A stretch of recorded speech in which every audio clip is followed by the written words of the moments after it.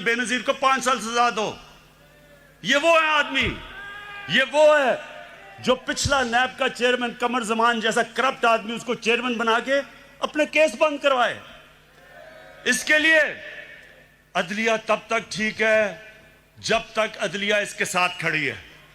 Hudaibiya paper मिल का open and shut case जब बंद होता है, अदलिया बंद करती है, तो अदलिया बहुत अच्छी है।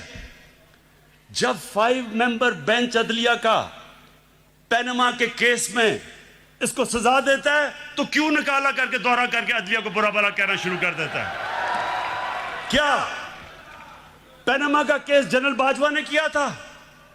इंटरनेशनल जब इंकशाफ हुआ था तो वो क्या पाकिस्तानियों का कसूर था? सारी दुनिया के अंदर इंकशाफ हुआ जिसमें पता चला कि हर मुल्क के पॉलिटिशियंस ने किस तरह मुल्क से पैसा चोरी करके ऑफशोर कंपनीज में पैसा रखा हुआ था। तो तब किसका कसूर था? यहां लोगों के सामने बेशर्मी से झूठ बोलते हैं। वो भी झूठ बोलता है, उसका भाई भी झूठ बोलता है, बेटे भी झूठ बोलते हैं, बेटी भी झूठ बोलती है, और वहां जाके तकरीरें कर रहे हैं कि जी बहुत बड़े ये जमहूरियत के लिए खड़े हैं। इलेक्शन की बात करते हैं, इलेक्शन की बात करते हैं, ये जरा सुने। 2013 इलेक्शन के अंदर नेशनल असेंबली की सीटों में 137 पिटिशंस आई जिन्होंने चैलेंज किया कि उनके इलेक्शन में गड़बड़ हुई है। नेशनल असेंबली में 137 सीटें जिन्होंने पिटिशन दायर की। 2018 की इलेक्शन में सिर्फ 90 थे, 50% कम पिटिशंस थी। और नून लीग की, क्योंकि उनकी तो सिर्फ पंजाब में पार्टी रह गई है, पंजाब के अंदर उनकी सिर्फ 11 पिटिशंस थी। तहरीक इंसाफ की 13 पिटिशंस थी, यानी हमारी ज्यादा पिटिशन थी जिन्होंने कहा धांधली हुई है। मुझे ये बताएं कि जब 80% पोल का रिजल्ट आया, फैफन एक इंडिपेंडेंट इदारा है, उसने 80% ने कहा, 80% पाकिस्तान का इलेक्शन 2013 से बेहतर हुआ है, अच्छा इलेक्शन हुआ। तो मैं अब ये पूछता हूं कि जब हमने 2013 इलेक्शन के बाद मैंने सिर्फ 4 हल्के मांगे थे, 137 में से 4 हल्के मैंने कहा इनको खोल के बता दो, अगर ये ठीक है तो हम मान लेंगे इलेक्शन। इन्होंने 4 हल्के नहीं खोले, 1 साल के बाद सड़कों पे निकले। आखिर में जब 4 हल्के खुले, चारों के चारों अंदर धांधली थी। जब हमारी बारी आई 2018 में, इन्होंने कहा जनाब इलेक्शन में धांधली लिया। इनसे वो जो आजकल जेल में शहबाज शरीफ, हमने पहले कहा कि जो करना है आपने खोले, हम तैयार हैं इलेक्शन खोलने के लिए। अब इनको पता था कि 11 पिटिशन थी इनकी सारी, इलेक्शन उन्होंने क्या खोलना था। तो ये वो लोग हैं कि जो बात करते हैं कि इलेक्शन के अंदर धांधली हुई। धांधली मैं आपको बताऊं किधर हुई, जो भी अभी इंकशाफ हुआ है। इलेक्शन में अभी एक बाय इलेक्शन हुआ जब नवाज शरीफ डिस्क्वालीफाई हुआ, उसकी बीवी को खड़ा किया, मरीम नवाज ने कैंपेन की। हमारे पास अब डॉक्यूमेंट्री एविडेंस है कि 250 करोड़ रुपया गवर्नमेंट का इन्होंने उस हल्के में इस्तेमाल किया इलेक्शन जीतने के लिए। ये हमने नैब को केस दिया है। हमने सारे इलेक्शन में 250 करोड़ खर्च किया, इन्होंने एक बाय इलेक्शन के ऊपर इस कौम का टैक्स के पैसे का 250 करोड़ रुपया खर्च किया। लेकिन मुझे एक खास मजा आया, एक और अल्लाह अल्लाह का सच आता रहता है सामने। एक इलेक्शन हुआ उस्मान डार का, और वहां एक सियालकोट का बहुत बड़ा रंगबाज है, बड़ी बड़ी बातें करता है, बड़ी बड़ी बड़ी छाती निकाल के बड़के लगाता है। लेकिन पता क्या चला कि इलेक्शन की रात को शाम को 8 बजे रंगबाज ख्वाजा टेलीफोन कर रहा है जनरल बाजवा को, जनरल साहब मैं इलेक्शन हार रहा हूं, मेरी मदद करें। आंसू गिर रहे हैं, जनरल साहब मैं तबाह हो जाऊंगा, मेरी मदद करें, मैं इलेक्शन हार रहा हूं उस्मान डार से। मेरे पाकिस्तानियों, मेरे टाइगर्स, मेरी अब आखिर में गौर से आपने बात सुननी है। अब तक ये जो ऑपोजिशन है, इन्होंने एक इमरान खान देखा है। आराम आराम से मैं इनको कहता था अच्छा जी प्रोडक्शन ऑर्डर देना है तो चलो बुला लो असेंबली में और इस तरह की चीजें। ये जो आप सुने जरा, ये जो अब आप इमरान खान देखेंगे, ये एक मुख्तलिफ इमरान खान आने लगा। सबसे पहले किसी किस्म का प्रोडक्शन ऑर्डर किसी डाकू को अब नहीं मिलेगा। शहबाज शरीफ के ऊपर अभी जो चीज सामने आई है 23 अरब रुपए की, इसका करप्शन का इंकशाफ हुआ है। कभी चीनी वाले तो कभी किसी के नाम पे 23 अरब रुपया भी पकड़ा गया।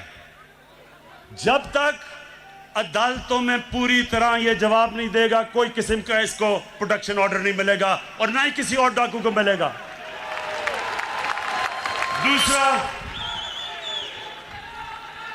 दूसरा ये जरा सुन लो। अब मैं अपनी पाकिस्तान की अदलिया को और हमारी नैब को एक पैगाम आज देना चाहता हूं। देखें, लोग तंग आ गए हैं, लोग इंसाफ की इंतजार कर रहे हैं, लोग चाहते हैं कि इन चोरों से पैसा मिलके वापस अवाम के पास आए। लोग, पाकिस्तानी कौम इंतजार कर रही है कि केस कब अदालत में कंप्लीट होंगे। मेरी रिक्वेस्ट है जनाब चीफ जस्टिस साहब, जो गवर्नमेंट से आपको लॉजिस्टिकल सपोर्ट चाहिए हम देने के लिए तैयार हैं।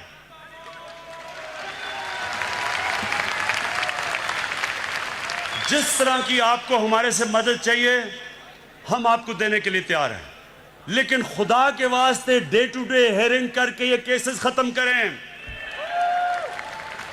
इनकी 30 साल से मुल्क को चोरी कर रहे हैं, इनकी अब से तो नहीं केसेस आए, लेकिन वो केसेस के फैसले ही नहीं होते। और मैं नैब को भी कहता हूं कि नैब आपने कई जगह बड़ा जबरदस्त काम किया, लेकिन खुदा का वास्ता है कि केसेस को मंतकी इंजाम तक तो पहुंचाओ। आप हमारे से जो मदद चाहते हैं हम देने के लिए तैयार हैं, लेकिन कौम इंतजार कर रही है कब इस कौम का लूटा हुआ पैसा वापस मिलेगा। गवर्नमेंट, ये मैं आज फिर आपके सामने अब रख रहा हूं कि जो नया इमरान खान, एक तो नया पाकिस्तान है, एक नया इमरान खान बन गया। कल किसकी तकरीर सुन के जो उसने जबान इस्तेमाल की है उस गीदड़ ने, मैं ये आज अब फिर कहता हूं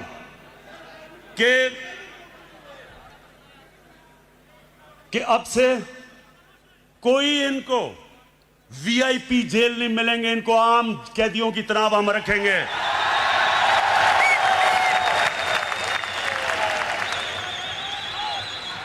ये जो सारी जो कल सर्कस थी, ये सर्कस को मेरा पैगाम है कि देखें, आप सारे तो कभी किसी का कंधा पकड़ के आया, कभी कोई जलानी ने बना दिया, किसी ने कागज का टुकड़ा दिखा दिया कि जी मुझे तो मेरी वालदा की वजह से पार्टी मिल गई है। ये आपके सामने शख्स खड़ा है, इसने पहले तो 20 साल खेलों की ग्राउंडों में दुनिया की बेहतरीन लोगों से मुकाबला किया है और उसके बाद 22 साल वाहिद पॉलिटिशियन हूं। 22 साल छोटी सी पार्टी से शुरू करके अवाम के पास जाके वाहिद पब्लिक मूवमेंट से पार्टी बनाई है। किसी का सहारा नहीं चाहिए। मैं आज आपको कह रहा हूं कि इंशाअल्लाह अब आपको मैं मुकाबला करके दिखाऊंगा। मैं सारी जो गवर्नमेंट के हमारे इदारे हैं, नैब हमारे आजाद है, अदालतें आजाद है, लेकिन मेरे नीचे जो अदारे हैं उनको मैं अब खुद तैयार करूंगा। इस मुल्क में वो लोग जिन्होंने चोरी करके मुल्क को लूट के पैसा बाहर लेके गए हैं, इंशाल्लाह एक एक को हम पकड़ेंगे। मेरी रिक्वेस्ट है फिर से नैब को और अदालतों से कि आप प्लीज इनके फैसले करें। और मैं अदालतों को आज ये कहना चाहता हूं, जो ये कोशिश कर रहा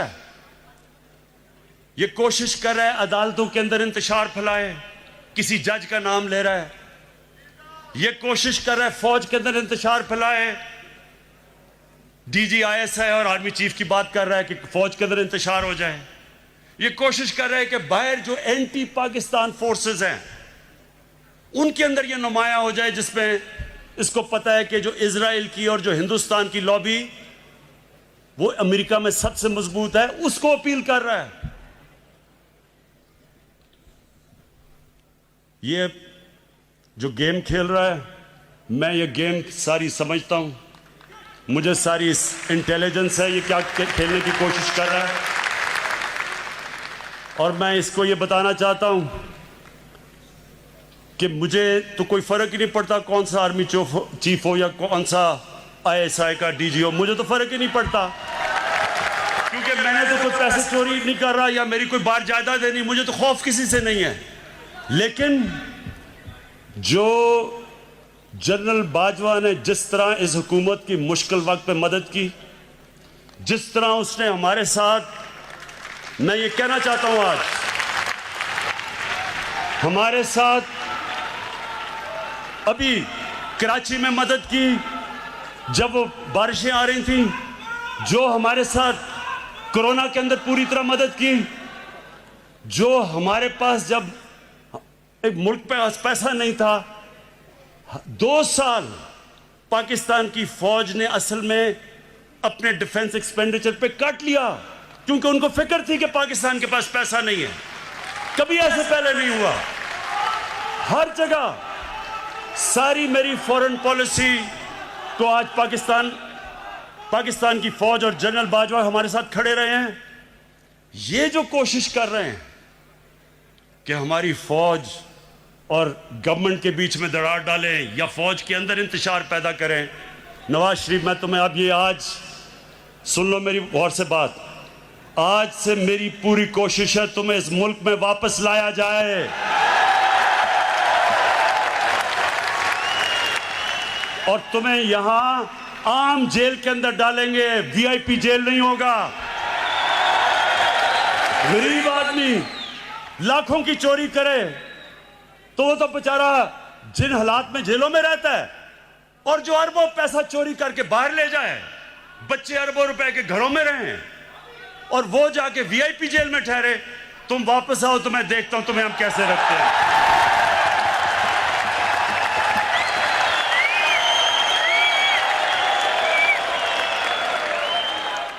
वज़ीर आज़म Imran Khan tiger force convention से वज़ीर आज़म इमरान खान खिताब कर रहे थे। उनका कहना था कि PDM के जलसे को मैं सर्कस का नाम देता हूं। उन्होंने मजीद कहा कि बाप की हराम की कमाई पर पलने वाले बच्चों पर क्या तबसरा करूं, पहले ही कह दिया था कि जब चोरों की बारी आएगी तो ये